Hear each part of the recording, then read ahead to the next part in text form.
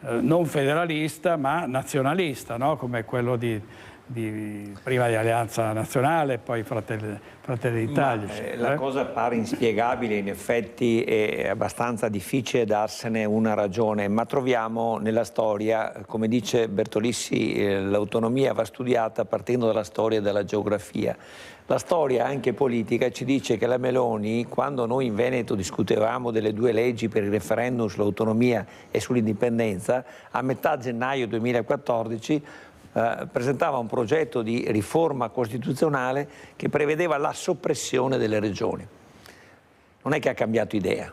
Lei per governare ha bisogno anche della Lega, che evidentemente si è fatta adesso più responsabile di dare sfogo a quella che è stata un'istanza corale, collettiva, 98% di sì, quindi adesso sicuramente la Meloni per ragioni di necessità dovrebbe portare avanti la soluzione. Però ieri sera eravamo a un convegno con il professor Bertolissi a Padova, ha spiegato che siamo arrivati in un punto veramente paradossale, che chi ha fatto la riforma del 2001 ha voluto la legge quadro che non serve e adesso si oppone con referendum alla legge quadro che è stata approvata. Cioè siamo alla follia, alla contorsione anche logica delle posizioni.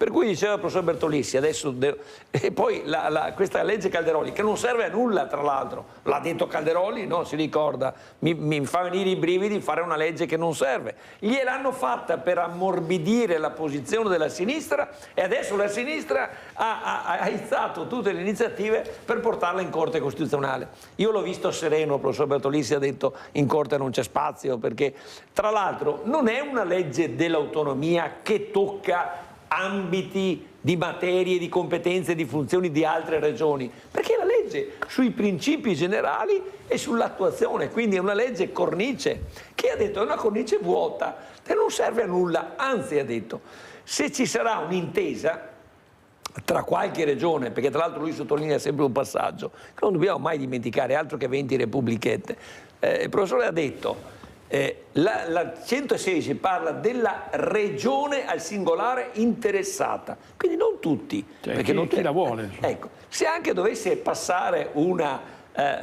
legge di intesa, dice quella legge, come prevede il 116 terzo comma, è una legge rafforzata, a fonte rafforzata, che può fare quello che vuole rispetto alla legge Calderoli, che è una legge ordinaria. Cioè anche chi non ha concetti giuridici, padronanza di concetti giuridici, si rende conto che la sinistra ha fatto un autogol, ha fatto una cosa solo per creare conflitto, per creare confusione, e infatti è riuscita a diffondere una nube di confusione tra la gente, anche persone per bene che incontro. E dico, io pensavo, guardate, la legge Calderoli è così.